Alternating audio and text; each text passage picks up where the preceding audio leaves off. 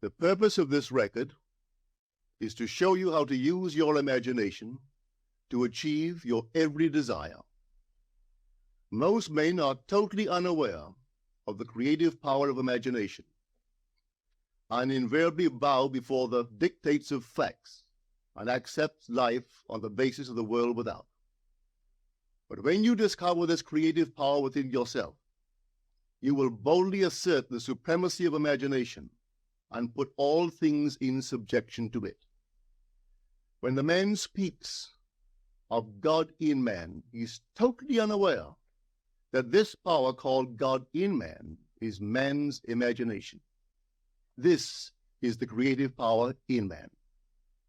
There is nothing under heaven that is not plastic as potter's clay to the touch of the shaping spirit of imagination. Once a man said to me, "You know, Neville, I love to listen to you talk about imagination. But as I do so, I invariably touch the chair with my fingers and push my feet into the rug, just to keep my sense of the reality and the profundity of things." Well, undoubtedly he is still touching the chair with his fingers and pushing his feet into the rug. But now let me tell you another one who didn't touch with her fingers and didn't push that foot of hers onto the board of the streetcar.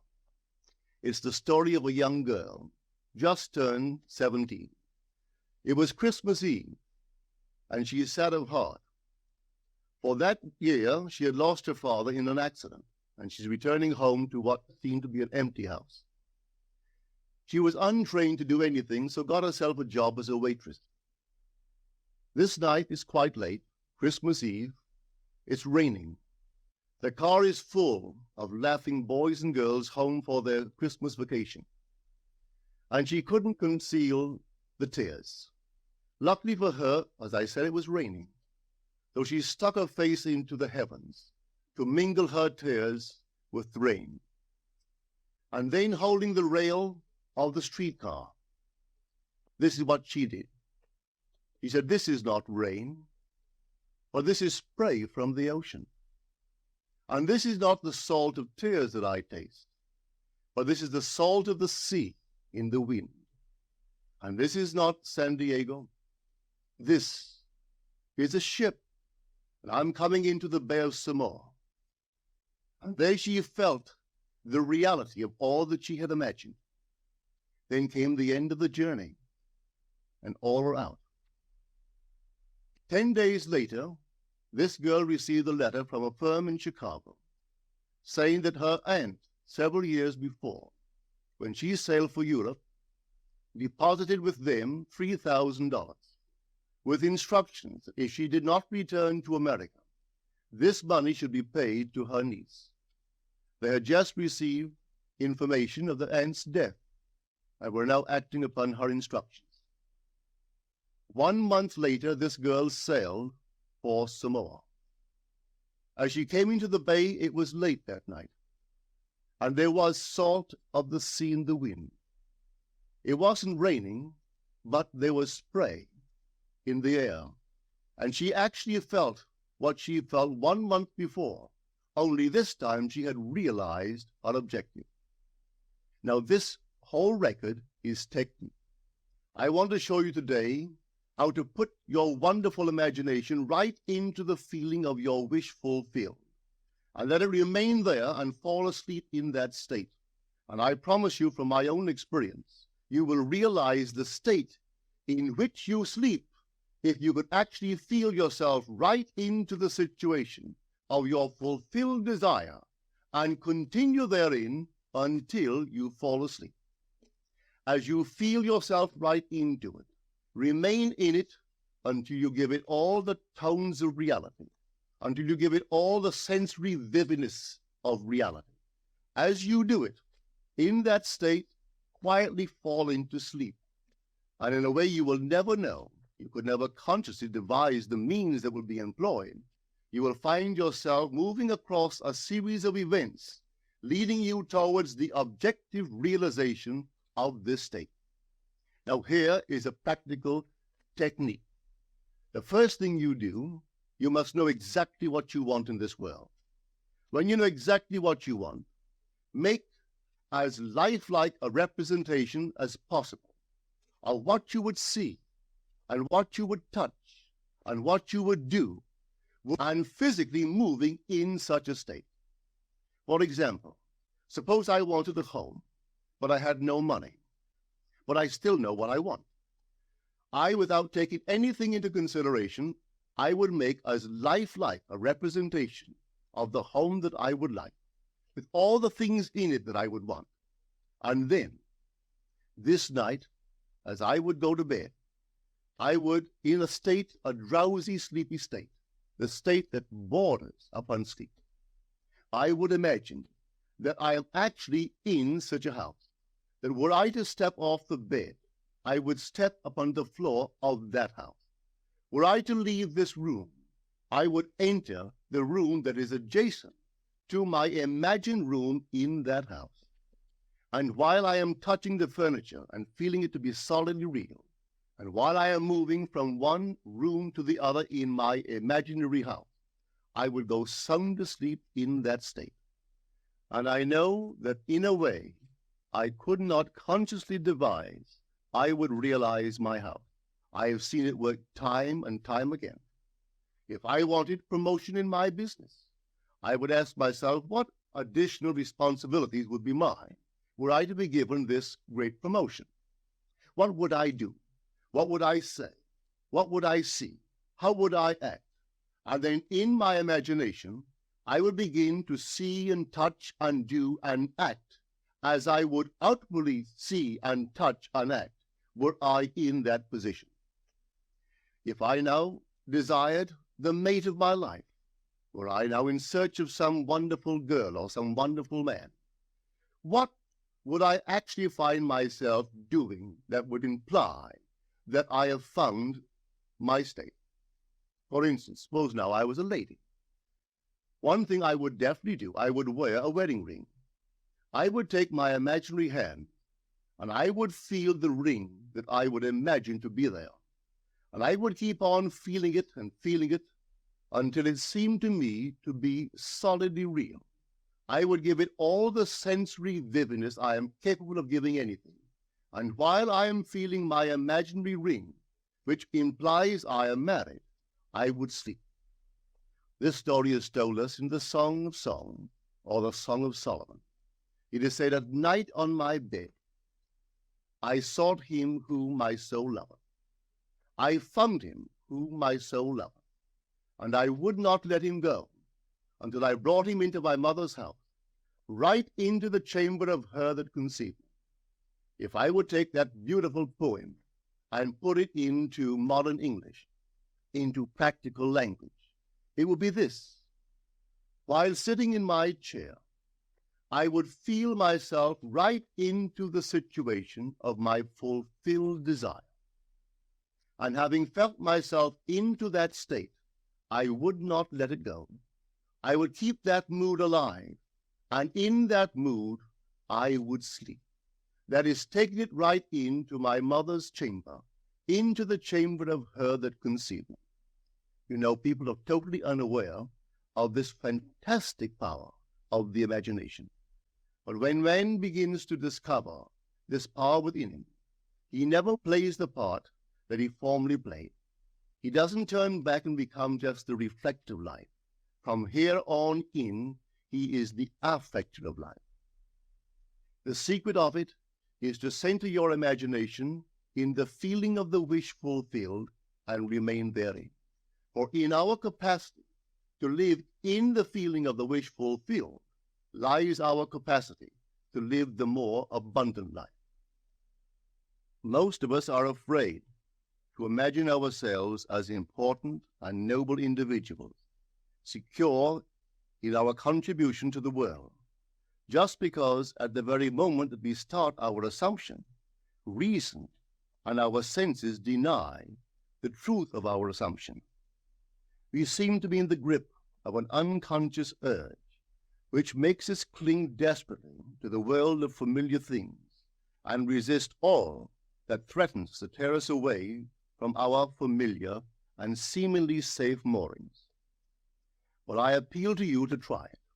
If you try it, you will discover this great wisdom of the ancients, for they told it to us in their own strange, wonderful, symbolical form. But unfortunately, you and I misinterpreted their story and took it for history when they intended it as instruction to simply achieve our every objective. You see, imagination puts us inwardly in touch with a world of states. These states are existent, they are present now, but they are mere possibilities while we think of them. But they become overpoweringly real when we think from them and dwell in them. You know, there's a wide difference between thinking of what you want in this world and thinking from what you want. Let me tell you, when I first heard of this strange and wonderful power of the imagination, it was in 1933 in New York City. An old friend of mine taught it to me. He turned to the 14th of John, and this is what he read. In my Father's house are many mansions. If it were not so, I would have told you. I go to prepare a place for you. And if I go and prepare a place for you, I will come again and receive you unto myself, that where I am, there ye may be also. He explained to me that this central character of the Gospels was human imagination, that mansion was not a place in some heavenly house, but simply my desire. If I would make a living representation of the state desired, and then enter that state and abide in that state, I would realize. At the time, I wanted to make a trip to the island of Barbados in the West Indies, but I had no money. He explained to me that if I would that night, as I slept in New York City, assume that I was sleeping in my earthly father's house in Barbados, and go sound asleep in that state, that I would realize my trip. Well, I took him at his word and tried it. For 1 month, night after night, as I fell asleep, I assumed I was sleeping in my father's home in Barbados. At the end of my month, an invitation from my family came, inviting me to spend the winter in Barbados. I sailed for Barbados the early part of December of that year. From then on, I knew I had found this Savior in myself. The old man told me that it would never fail. Even after it happened, I could hardly believe that it would not have happened anyway. That's how strange this whole thing is. On reflection, it happens so naturally. You begin to feel or to tell yourself what it would have happened anyway, and you quickly recover from this wonderful experience of yours.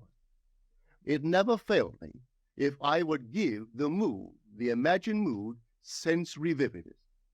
I could tell you unnumbered case histories to show you how it works, but in essence, it's simple. You simply know what you want. When you know what you want, you're thinking of it. That is not enough. You must now begin to think from it. Well, how could I think from it? I am sitting here, and I desire to be elsewhere. How could I, while sitting here physically, put myself in imagination at a point in space removed from this room and make that real to me? Quite easily.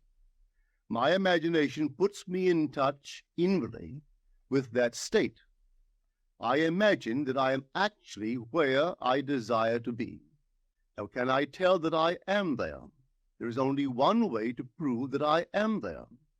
For what a man sees when he describes his world is as he describes it relative to himself. So what the world looks like depends entirely upon where I stand when I make my observation. So if, as I describe my world, it is related to that point in space I imagine that I am occupying, then I must be there. I am not there physically, no, but I am there in my imagination, and my imagination is my real self. And where I go in imagination and make it real, there I shall go in the flesh also. When in that state I fall asleep, it is done. I have never seen it fail. So this is the simple technique on how to use your imagination to realize your every objective. Here is a very healthy and productive exercise for the imagination, something that you should do daily. Daily relive the day as you wish you had lived it, revising the scenes to make them conform to your ideals. For instance, suppose the day's mail brought disappointing news.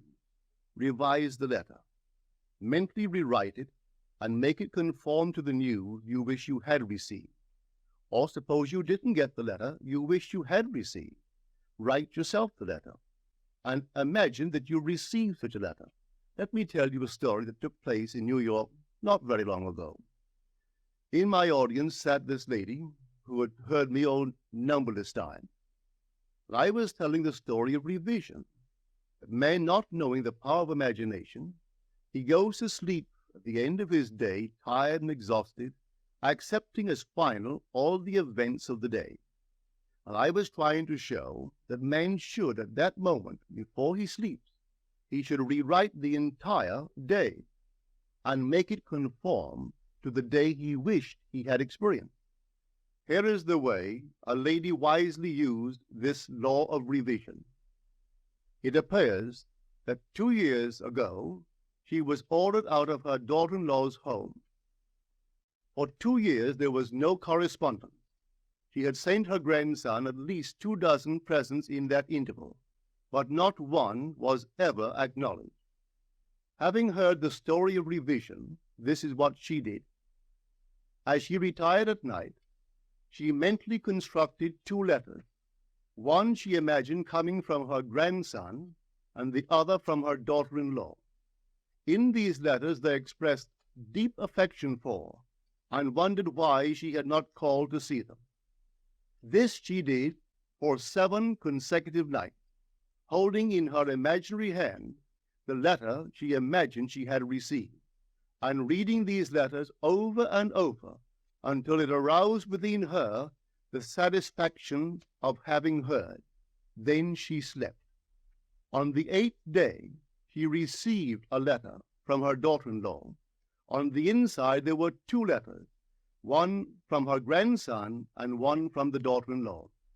They practically duplicated the imaginary letters that this grandmother had written to herself 8 days before. This art of revision can be used in any department of your life.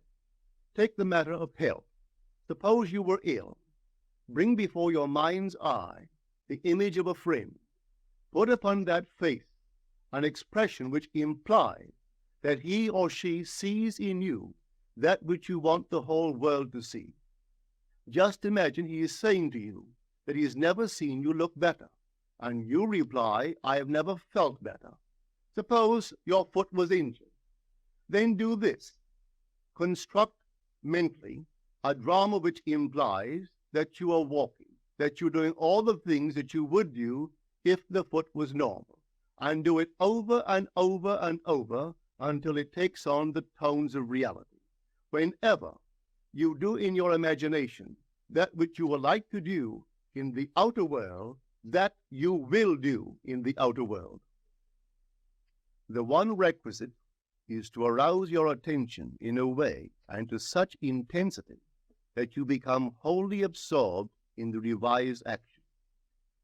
You will experience an expansion and refinement of the senses by this imaginative exercise, and eventually achieve vision in the inner world. The abundant life promised us is ours to enjoy now, but not until we have the sense of the Creator as our imagination can we experience it. Persistent imagination, centered in the feeling of the wish fulfilled, is the secret of all successful operations. This alone is the means of fulfilling the intention. Every stage of man's progress is made by the conscious, voluntary exercise of the imagination. Then you will understand why all poets have stressed the importance of controlled, vivid imagination. Listen to this one by the great William Blake. In your own bosom you bear your heaven and earth, and all you behold, though it appears without, it is within, in your imagination, of which this world of mortality is but a shadow. Try it, and you too will prove that your imagination is the creator.